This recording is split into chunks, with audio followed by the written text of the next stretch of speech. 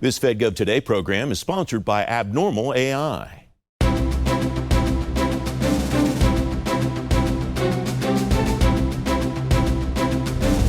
On this edition of FedGov Today, the AI shift coming to the cyber landscape, and Go Live Day arrives for the VA. The Deputy Secretary of Veterans Affairs, Paul Lawrence, is here. Welcome to FedGov Today in Washington, D.C. and around the world on the American Forces Network. I'm Francis Rose.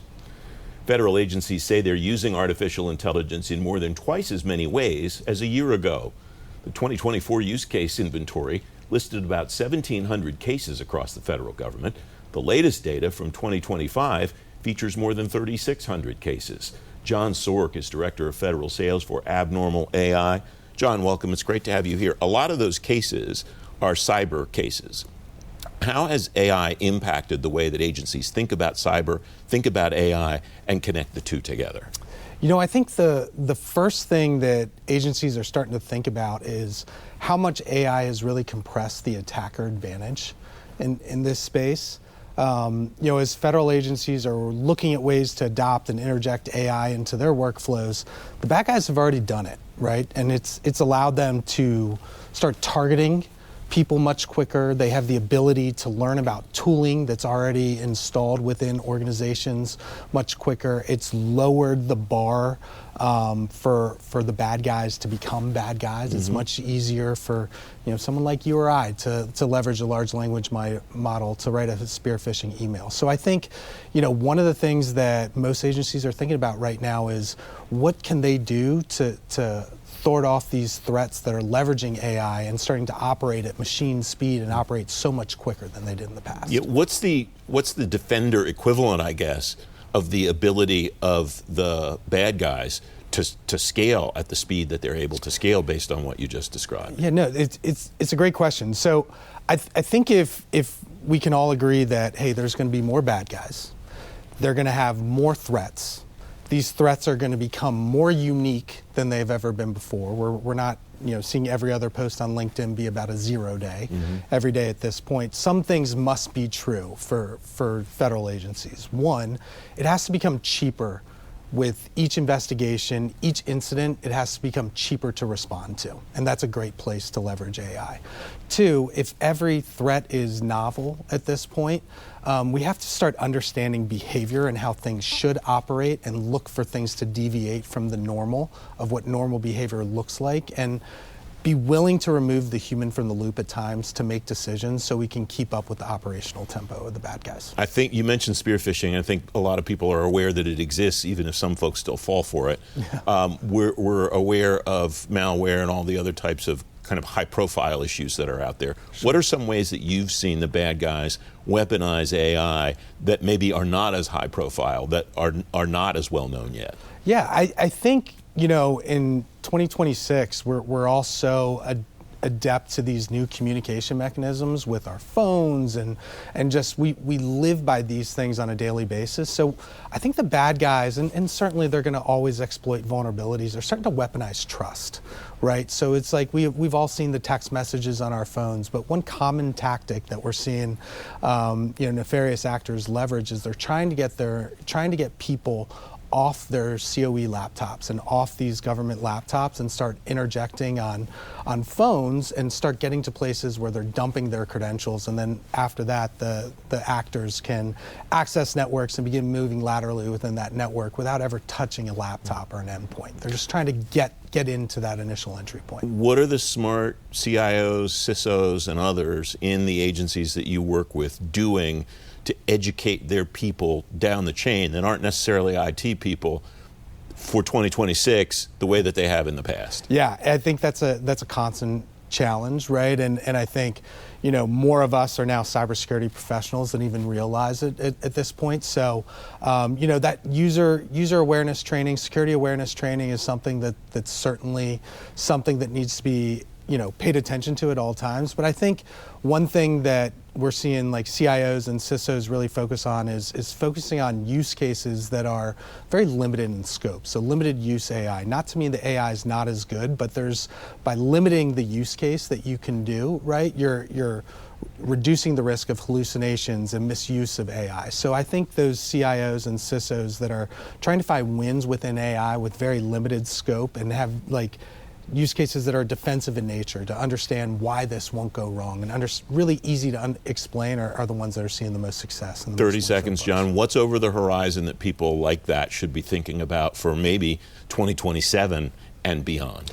Yeah, I think all CIOs and CISOs, as they're starting to evaluate AI, one of the interesting things is we don't even know the power of AI yet, right? So I think CIOs and CISOs are going to start thinking about like which companies are heading down the right direction and building these platforms to be partners, right? I think the government has a great opportunity from a design partnership standpoint with industry right now, and I think it's exciting to see what public and private partnerships are going to bring to the table in the future. John, it's great to have you here. Thanks for joining me today. Thanks for having me. You can read more about implementing AI in government on today's show page at fedgovtoday.com. Up next, Go Live Day arrives for the VA. The Deputy Secretary of VA, Paul Lawrence, is next on FedGov Today.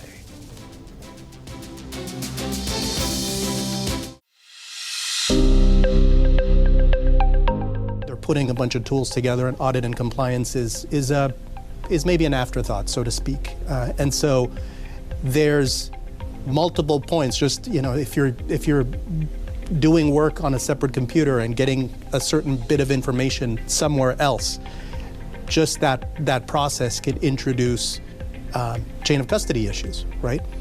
And so it's really about ensuring that the tools that you are using have these capabilities sort of built in so that you don't have to think about it as much. Or the operational activities, that's really taking us down the road of the proactive mindset. How do we keep more of these investigations from coming in? How can we proactively conduct our activities and effectively mitigate, cause disruption, and cause the adversary to change their methods and not be as successful moving that forward?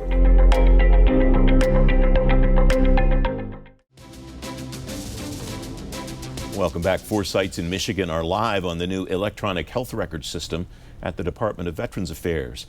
VA health facilities in Detroit, Battle Creek, Ann Arbor, and Saginaw, Michigan are using the system now. Paul Lawrence is Deputy Secretary of the Department of Veterans Affairs. Paul, welcome. It's great to have you back on the program. Yeah, great to see you again, Francis. What did you do between the end of the pause and the deployment, the go live of these 4 sites last week to get ready to go live? Well, as you know, the Trump administration showed up in year 3 of that, so we just showed up a year ago. But what we knew was a handful of things had to be done. We needed to have strong leadership, so we really benefited from Secretary Collins talking about our need to do this, but that sets in motion crisp decision making. Right? We can't code maybe, as they say. We also knew that we had to make sure Oracle was on their game. We heard too many stories of the system not working. We made sure they fixed that, and they did.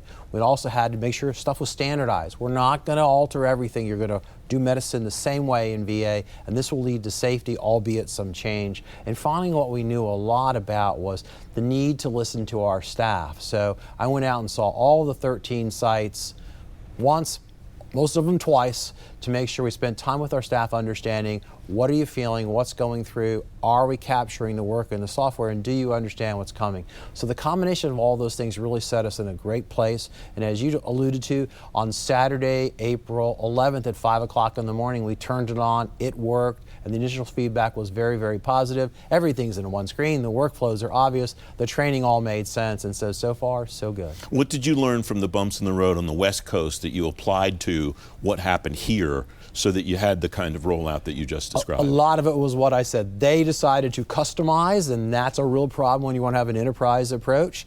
They decided to not listen to the staff and just kind of, as we say in consulting, do it to them as opposed to with them.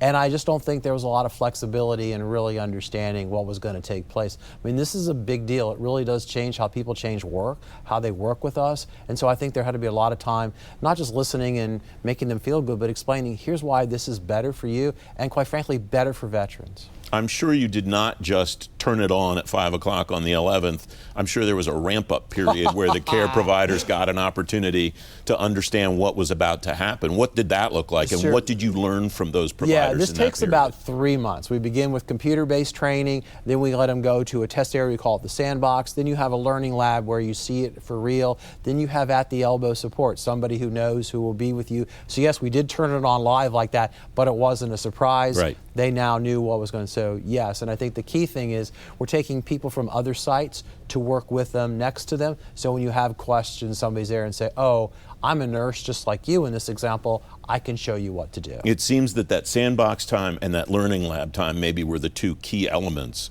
of getting to where you got on the 11th. Is that fair to say? That's right. Everybody wants to get in and see the system. They want the learning lab. And as we think about training, we're trying to imagine how much less time can we spend on training, how quickly can we get our folks to the learning labs so they can see it and begin to see how their job will be changed. What will happen in the next, say, month to 2 months as you see how this goes and deal with any hiccups that happen, as are inevitable with a new IT implementation? Certainly. Like this? For 1 month, we'll have a lot of people there at the elbow helping them. Right now, 24 hours a day, we're monitoring the tickets. A lot of it is like, my printer won't work. Okay, we know what that's about. I can't get into the system. Well, you didn't register in the training like we told you. A lot of it is that we're not seeing anything that is unexpected. So we'll be there for about a month pretty intensely. For the next 2 months, we'll be a phone call away. But after that, we're moving on to Ohio, then on to Indiana, and so on and so forth. Why those areas? Why were these sites in Michigan the right ones to go this time, and why those other areas Certainly. that you just described? So what happened was we changed to what's called a market approach, right? So the sites in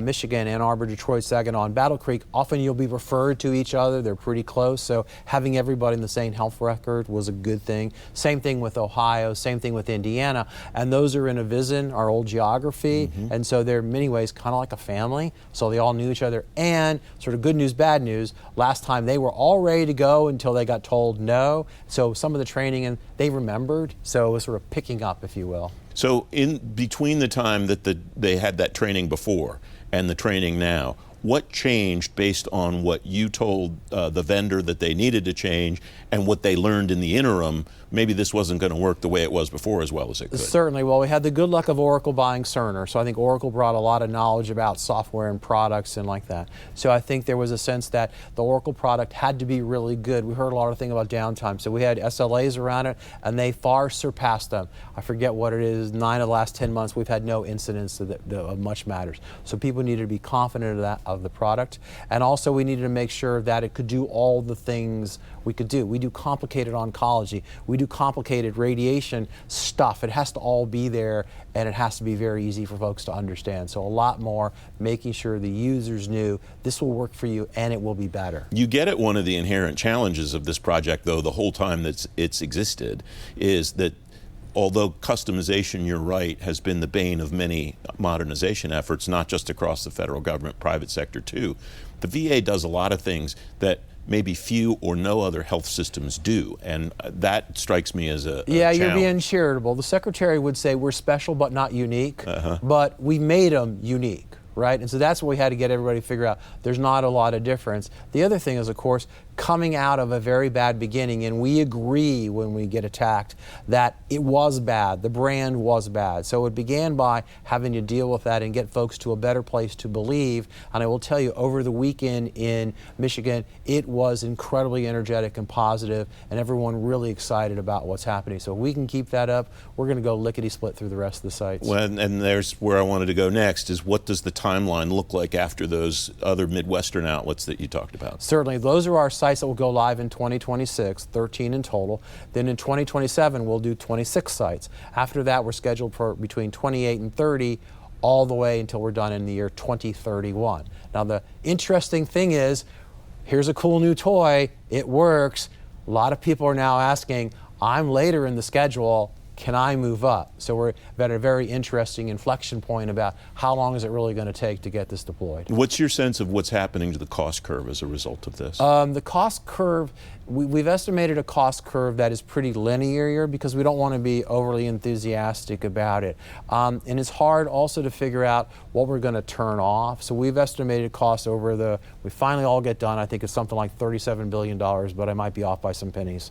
That's our story, and that was based on sort of a pretty conservative assumptions. So it remains to be seen what will we turn off and how the savings will be there, how we get faster, TBD. But we've been pretty upfront about this is the amount of money it's going to cost. The turning off idea is interesting too, because I did an event with the CIO at the time at VA, Scott Blackburn. It's probably been 8-9 years at this point, but he said, we're going to run Vista for another 10 or 12 years. People in the audience were aghast, and he said, well, something has to run to take care of these veterans between today and when we get the thing implemented. Yeah, that's right. I think hopefully he'll have been too conservative by the time we get done. But as you know, Vista is more than our health record, right? So it does contain CPRS, our health record, but it also has stuff like the police scheduling. So there's a lot in there to unravel to figure out how we turn things off. All right, a lot more I want to cover with you, so stay right there, please. More of my conversation with Paul Lawrence coming next when FedGov Today continues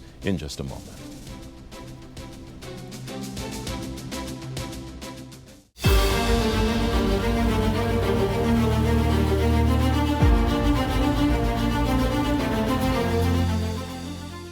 With the technologies that we're talking about, you have the opportunity to really perform a rapid look-back assessment over the past, pick your time period, to identify where your real risks lie and not your theoretical list from what you can brainstorm or how your programs are set up. Taking that approach first is going to allow you to really understand where your potential challenges are so that you can design a remediation program going forward to be able to address them live and virtually in real time. One of the biggest things that we've been seeing within the federal government for quite some time is aging technology. So the systems are getting older and they're not being able to churn through the magnitude of data as quickly as is what is needed to be able to identify this fraud, waste, and abuse. So leveraging new and emerging technologies. Artificial intelligence obviously is at the front of a lot of the discussions we're having, but advanced technologies to be able to go through that data at scale and at speed that it's happening.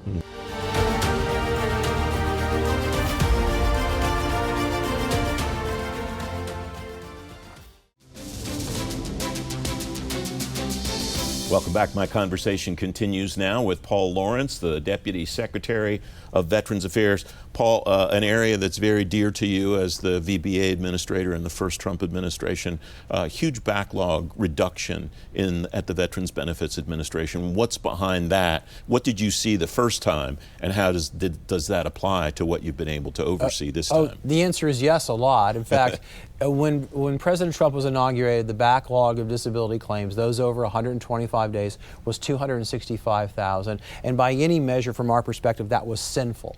Veterans were waiting too long, an average of 140 days, so almost 5 months, to get their claims done. And we knew from before it should be a much lower number, and our ability to get the claim should be faster. So we set after it. So the Secretary sent me over there while we're trying to figure out who would be in charge and what could be done. So we knew exactly what we'd done from our game plan before. More attentive management, much more focus on results, and the like. So we did that, and as you know, just probably this week, the backlog is down to 83,000, and we have plans to take it even lower. Average days to complete, how long does it take, is 75 days. So we think that's where we should be, and quite frankly, we think it should be done faster and quicker. And so that's it. And quite frankly, last year while we were there, we processed 3 million claims. This is 20% more than the record the year before, and we had fewer employees. It is simply better management and attention. And again, Secretary, veteran at the center of everything we do. This is the metric we know, so we need to be really good and after it, and hopefully that begets a lot of trust in what goes on,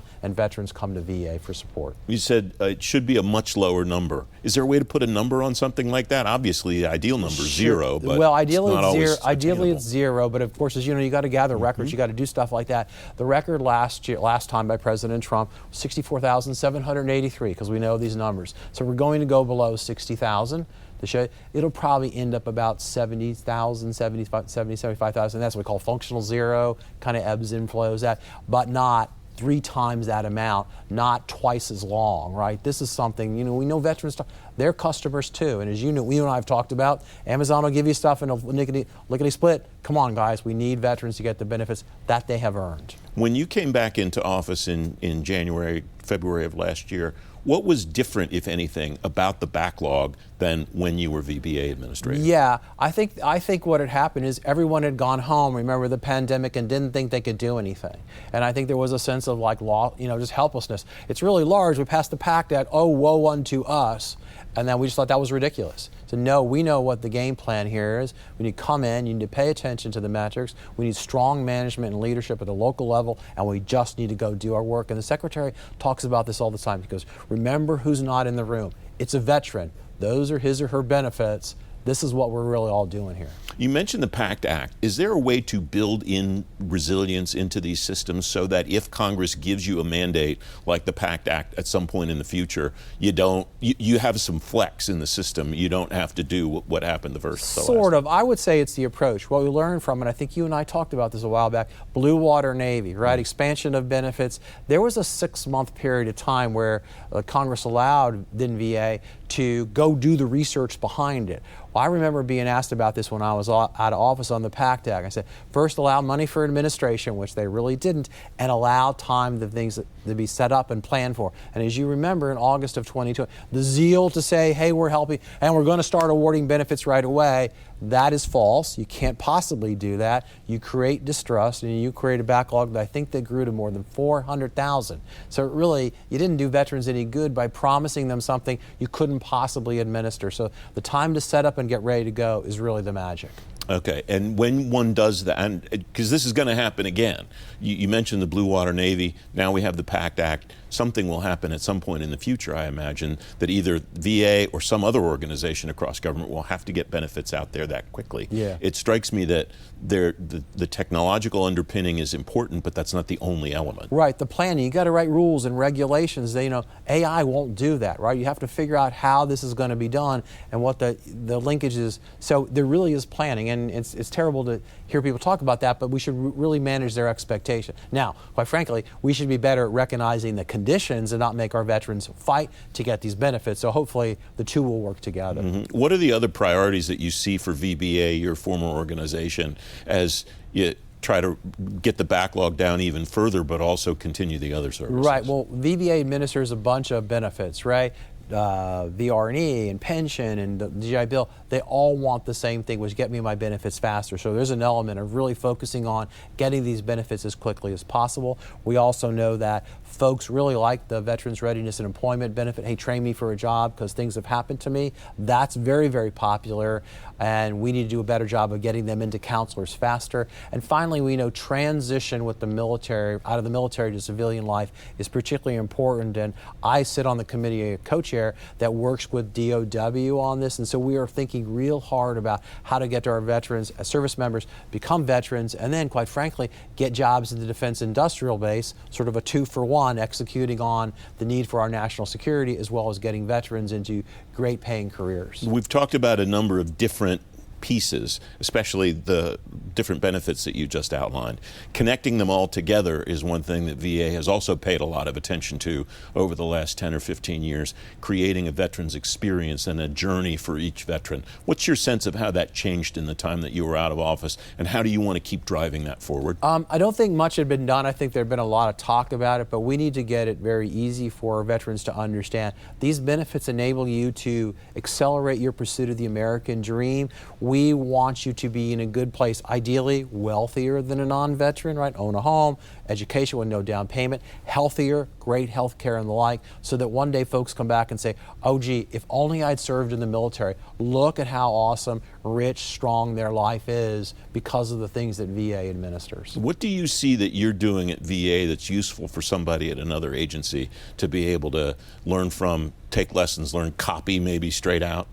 Certainly. Well, certainly we're pretty proud of the way we process benefits. We are somewhat unique in the sense that, and again, the Secretary talks about it, like we have customers, we retail, we go do town halls, we see them all the time. I think that feedback is very valuable in getting out and talking to the folks. I doubt they do this at the IRS, for example. You know, you can only imagine what they would hear, but that is very valuable. And the Secretary and I both do this when we travel, so we get a lot of feedback directly about what we can do better. I think that's probably something I would suggest others do. What is the overwhelming majority of the comments when you talk to people, rank and file people, your customers, when you go out and do that? What do they tell you they want you to do? Well, it's actually really funny. First, they actually compliment us. VA healthcare is seen as really pretty phenomenal, and I cannot tell you the number of times I've done a town hall where someone stood up and said, "You saved my life. I had a heart attack. I didn't know what was going on. VA healthcare is really good." They talk to us about making it easier to get it. You're hard to call. I'm older. When I get in the facilities, I get confused. Make that business experience better. They also talk to us about stuff about community care. Hey, it's hard for me to connect with the community, and we're working on that. What are the community care pain points that you think you can remove? We're really working hard on referrals and availability. So referrals is just, hey, how fast can you get me there?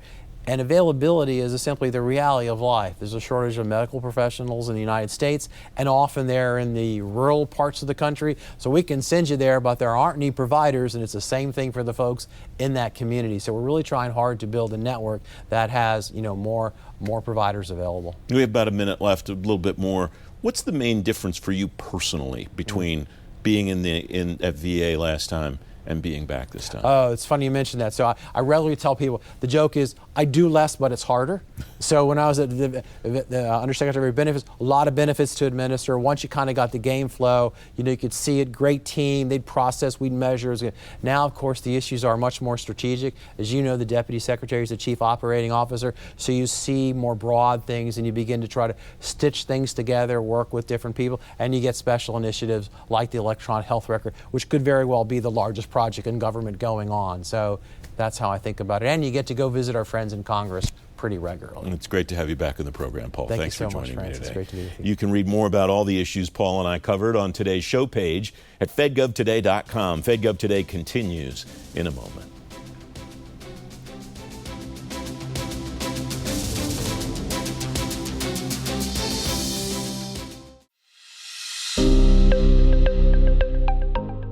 Threat intelligence came out of cybersecurity, which came out of IT. Folks are very good at finding indicators of compromise, watching IP addresses, hashes. On the intelligence side, they already figured out OSINT. We have policies, training, procedures to evaluate threats. That's the same thing that a cyber threat professional is doing. Just instead of it maybe evaluating a nation state, you're evaluating an advanced persistent threat. What you can see from the outside in has changed dramatically in the last 5 years. So the cyber risk intelligence, cyber threat intelligence, commercial capabilities are at a level that we've never seen before and can provide illumination like up to from 60%.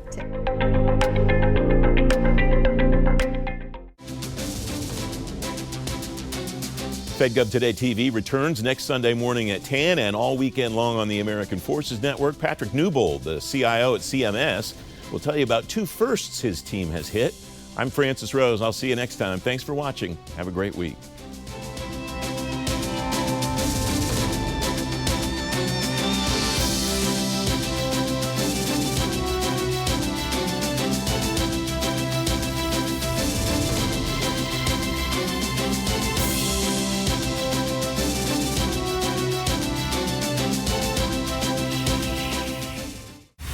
Innovation doesn't wait, and neither do we.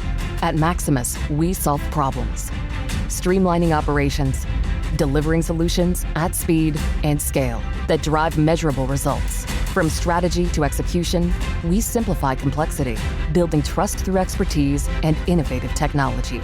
Every service, every time. Efficient government delivered. We don't follow innovation. We drive it. Maximus.